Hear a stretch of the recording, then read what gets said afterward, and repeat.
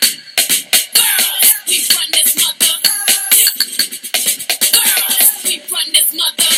Girls, run the world. Hi, everybody. We're back. Ashley didn't tell me that the video was taping, so you guys got to see I told that. you there was a countdown. You can see that I can't dance. Well, we are welcome to our YouTube video, The She Code, by Ashley and Nicole. Today we're going to talk about progress, not perfection, or don't wait to be perfect To start. Mm-hmm. Yep. That's our topic. That's our topic today. So, one of the things that I personally have been challenged with is always wanting to have everything in line before I start doing something.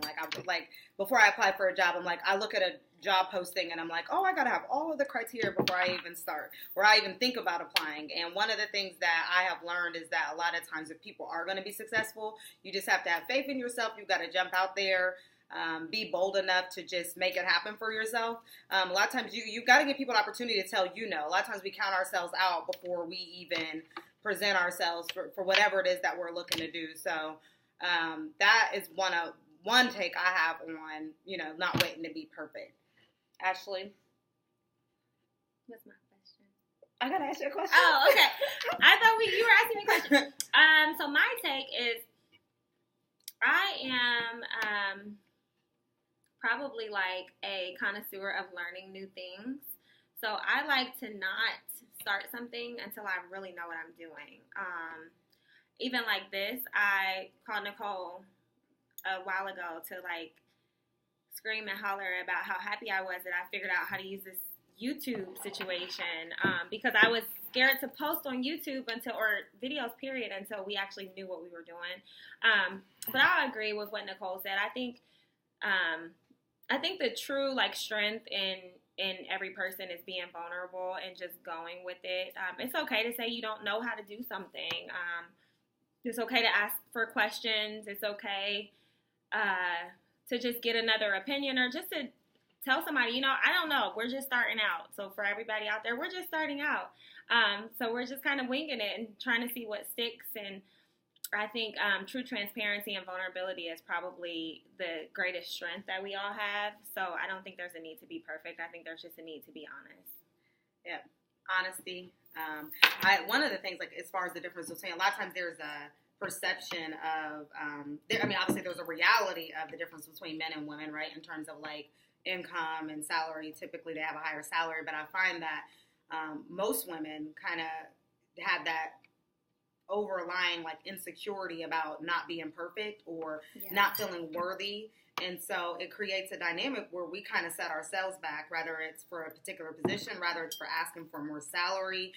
It's because we're expected, or in our heads, we feel like we have to be perfect before we go out and take those leaps. So that is something that I would say that we as women have to really do a better job at. And I'll even highlight even some minorities even. Sometimes there's some challenges that we face that maybe other, groups of people don't face. And it kind of makes us even more scared. We can have all the education. Ashley has a master's degree, and she can probably share there's been times where, she questioned, am I good enough? I don't know if I want to serve. But she has all the qualifications, all the, intelligence, ability, and just, sometimes those limitations that we place on ourselves are, enabling. They hinder us from getting where we're going. So. Yeah, I agree. So what do you think are some of the things that you do to cope with like being imperfect? Like what are like some habits or rituals or something that you do? That's a good one. Ooh. I don't know if I necessarily have habits or rituals. I think the growth that I've had I think the perception that I have on myself is just kind of thinking about how my imperfections have made me who I am. Yeah. So I think that's kind of taken away some of the fear that I had, because I've learned that those times where I have failed, or those times where I have, fell short or disappointed myself were the same things that kind of moved me to better and bigger. So I think there's a level of confidence, I guess I should say, that comes from failure for me. Yeah. Because once you fail and you have the ability to say, you know what, I've been here before, I've got up from XYZ before, it makes it a little less, like, scary, I guess. It makes it a little bit less scary to take on new things and to not be as scared to fail. I actually talked to my son about this. He's 13, and he plays basketball, and he looks like phenomenal in practice, right? He kills it in practice, looks like a really good basketball player, and then he gets into games, and it's a completely different story. And so finally I talked to him, I'm like, what is it? And he's like, I guess I'm just scared to fail. Aww. And so I was talking to him, it kind of just re-highlighted it for me in my own head. Like, I told him, like, there's no one who's been successful that hasn't failed. Like, most people will tell you they started a business when they got fired. Yeah. So it's like, you got to think of, like, what's the worst. So I think for me, it's not necessarily that I have rituals. It's a mindset that I have, like a perception, like me talking myself through, like, okay, what's reality and what am I making up here as a reason not to start. So what about you? Well, I have a daily devotional book that I read every morning faithfully. Like, as soon as I wake up, before I do anything, I read my devotional. And that is, like, anything having to do with my spirituality or with God is almost like a source of encouragement for me. So I try to read that every single morning, just because any doubts or insecurities or anything that I may have that day, I feel like by reading my devotional, I kind of give myself that extra, like, push or that pat on the back to say, hey, it's okay. Like, God is here with you. You can do this. That, and then I try to have, like, a couple of mantras that I keep in the back of my head before anything. Like, when I interviewed recently, before I got a new job. Nicole and I both just got new jobs, by the way. Hallelujah. But before I went into my interview, I had just some mantras that I told myself to kind of just remember, like, you got this. Like, and it's always, my favorite one is, like, what's for you is yours already. So that kind of gives me, just a reminder, like, you don't have to trip about this. Like, this, whatever's supposed to happen in your life is already written. So you can mess up, you can fail, you can suck, you can do a terrible job in your interview, whatever. And I felt like after my most recent interview, I did terrible. I remember calling you like, oh, there is no way that I got that job. But it's like, what's for you is already yours. So I just kind of try to keep a couple, like, power mantras in the back of my mind. Just anytime I'm having any doubts or insecurities about something. And I just tell myself that and kind of smack myself back into shape, like, get it together. Yeah. And I think you posted something on our Instagram. I think you shared it from someone else. Mm-hmm. And it basically says something to the extent of, like, people are showing you who they want you to see, right? The post that you made today. Yeah. Look at it for me. But essentially, like, when I saw it, I was like, that is, when we think about where a lot of our fears are coming from us thinking other people have all the answers or other people are so much better than us. And the reality is people are giving you their representative most of the time. And a lot of times I know me personally, like, I'm transparent, but I'm not going to walk up to you and say, I have this problem, that problem, this deficiency. We're just not going to do that. And so we let it, like, scare us. But reality is, like, we all have shortcomings. We all have things that we want to get better at. But if we allow that to limit us, then, I mean... Yeah, we won't get very far. I think... like, what happens? One of the people that we did this workbook, her name is Kara Alwale, but we did a workbook of hers kind of simultaneously. And I was telling Nicole yesterday, she had a podcast that I listen to every day. And yesterday on her podcast, she was just talking about how someone... sent her an email that was really negative feedback and was kind of telling her, like, you're not a good representation of women. Like, all you post is fashion and Chanel bags and how your life is so perfect and how you quit a job and started your own business and something. And the lady was really upset, saying that she wasn't a good representation of women. And I guess I'll let Nicole share her thoughts, but my interpretation of it is, like, who are you to tell someone what their story is? She may not have had something negative to overcome. Her story is that she was working a job in a cubicle that she didn't want to work, and she wanted to be a business owner.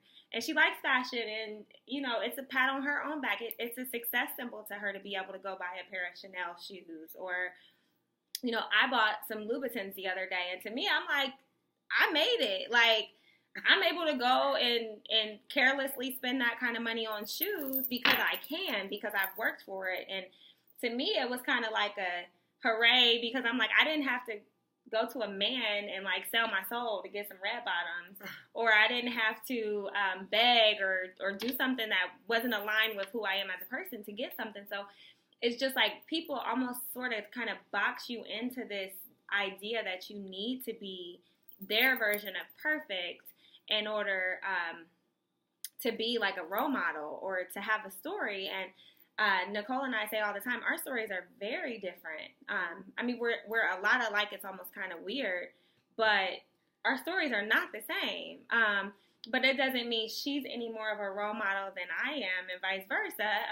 We just have a different story to tell. So if we would keep our stories to ourselves out of fear that they're not perfect yet, or they're not everyone's idea of what they should be, I mean, we would have probably never been friends, number one, because I'm probably not her idea of perfect, for instance. And, you know, we may have different ideas of what perfect are. But if you don't share these stories and be transparent, it's like, who can you help? You can't help anybody by being what you think everybody wants you to be. To me, that's just almost kind of phony. And I'll give my perspective on that. So, like, very similar, but I'll add to that is, like, you can't apologize for being great. Like, right. On the flip side, like, at the end of the day, sometimes people try to penalize you for, like, the success she's had. They want to penalize her for that. It's at the end of the day, like, do I have to always share my whole backdrop to tell you that, you know what, this is where I was and this is where I am now? It's not to down you. I think, like, the lady took it as if, oh, well, you're perfect and you're implying that all women are perfect. No, she's trying to encourage women to say, you know, you can be anywhere and you can make a decision today to do something different and be something different, and you can take the reins of your own life and make it happen. And so I think that's the most important thing from a woman perspective, to understand that you don't have to be perfect, but when you are doing a great job, and you celebrate that. You're the bomb. Go ahead and celebrate that you're the bomb. Like, and it's okay for us to celebrate each other and say, "Girl, you're the bomb." Like, that's a big part of our movement. Like, it's like women are the bomb, and we have all different, you know, versions of the bomb. And I think we need to get better at celebrating it. You know, you have to. I think the only way you can be successful is to celebrate other people's success. Yep. Like, a weird story, but Nicole and I had transitioned into a different position, and she had transitioned into the company that we both were just previously at. We started that position on the same exact day. We met each other on that very same day. And then randomly, like, we did not collaborate or decide we were both going to go into similar roles. But right now, we're in the same role at two different companies, and we got job offers within, like, weeks of one another. And then we quit within weeks of one another. And we were happy for each other. Like, although, you know, I think I can't remember if I had my initial interview months before Nicole even met the person that got her to this company. But she still was celebrating me every step of the way. I can remember when I was interviewing, I would create a voice memo, and I would literally send her in the morning like 8 voice memos answering interview questions, and she would literally take the time to listen to every one and give me feedback. And so she could have been like, nah, I'm working this job that I hate, let me hate on you so you don't get this job. But it's like, that's the true value of having good friends who celebrate your wins just like you celebrate your wins. She got her job offer before I did, and I could have been like, oh, she's leaving, I'm stuck. But I was happy. Like, I'm like, girl, yes, go, do it. Like, get out of here. Do what you're really passionate about. You know, so it's very important that you align yourself with people who celebrate you, because then you don't feel the need to be perfect. I absolutely don't feel the need to be perfect in our friendship. She's not perfect. we just had be super personal, but I'm like, there's something going on right now. So I kind of got an attitude. And she's like, yeah, I know. Well, I kind of have an attitude when that happens to me too. So it's like, it is what it is. Like, you can't surround yourself around people who have an expectation that you're perfect. Because you'll fall short every time. Every time. And those friendships are messy. I don't want no part in those perfect friendships. Fake friendships. Yeah, I'm straight. I'm straight on the perfect stuff. The fakeness. Yeah. What else? So, talk about so far how you feel. Like, we're like a week in, maybe a little bit over a week so far of this new. We came up with this name. We were at Juniper. Shout out to Juniper. Juniper is where ideas come to fruition. Come to life. If you want to start a business, go to Juniper. If you're in Columbus, go to the Juniper bar, rooftop bar. Bomb. And have a drink, and there goes your ideas. But yeah, we just came up with this name. We already had an idea of what we wanted to do, but we came up with the name about a week ago. So say, like, how do you feel so far about how things are going? And it actually ties to what we're talking about. Like, there's all these different emotions, right? You want support from other people. You want to reach people. You want to hit the ground running, right? But there's a process to success in any area of your life, right? And so I think that it's been great, right? I told Ashley, like, it's fun for me. I like it. It's something that I'm passionate about. And I love my work, right? But my passion is this. Yeah, you love your work. You don't know who's going to watch this. You love your work. I love my job. You don't do anything on your job. I just started my job, but no, I'm just kidding. But no, I do love my work that I do for an income right now, but my passion lies here, and so there's a lot of anxiety that probably comes with it, but then I kind of called Ashley the other day, and I'm like, look, like I'm getting a little worked up because sometimes it feels like maybe the people you expect to support you or the traction that you expect to get from people around maybe doesn't happen as quickly as you want. But can I intervene? Yeah. Okay, time out. Nicole's being nice. Moral of the story is a lot of people don't want to see you win, period. And that's okay. Like, Nicole is coming to terms with that. I am very familiar already, and I'm not trying to knock anybody or say anything about anybody, but let me tell you something. A valuable lesson that I've learned, and I told Nicole this the other day. People don't want to see you win.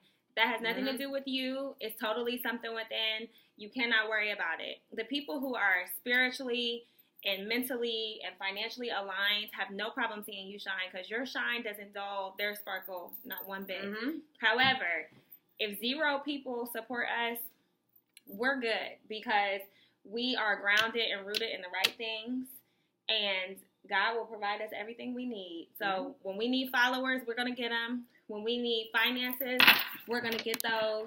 Whatever we need, we're going to have it. So people don't have to clap for you. We'll clap for each other. And nobody else claps. It's cool because there might be zero views. Is that what they say on YouTube? Yeah, hits, views, whatever. Whatever. There might not be nobody watching our YouTube right now, but I can guarantee you when it's our time, it'll be booming. Yep. So nobody has to clap. Nobody has to watch. We could watch 35 times a piece and get us 70 hits. Good idea. Yeah, but like I've told Nicole, you're not going to get the support. I mean, we know that at this point. You're not going to get the support you want, but that's okay because people have to really start believing in this the way we do, and we can't expect anybody to be as passionate about something that we're passionate about just yet. And when you know, and I will, because we probably rambled forever, but I will say that. Just like 19 minutes. But when you know that what you're doing is what you're called to do, all that stuff doesn't even matter. And God will put people in place to get you where you're meant to be. You know, it doesn't, you know, maybe one day we'll have 1 million followers, maybe we'll have 100. It doesn't matter because at the end of the day, we're doing. We gonna have 1 million. But you know, at the end of the day, for me, and I think same thing for Ashley. Genuinely speaking, if I could help one woman, right? I'm sure I can help many more than that. But if I can help one woman, I would be elated. And so it has to be, and that's one of the kind of like we share a little bit of our story on our Instagram and Facebook about how we kind of brainstormed ideas about entrepreneurship forever. And like Ashley's is interested in real estate, but there were all these ideas we threw out there, and then it boiled down to like, what are you really passionate about? What really do you get excited about? And I think that for me so far, it's fun for me. It's exciting for me because this is really my passion. So I think women are the bomb, and I think we have to, make each other better if we can. For sure.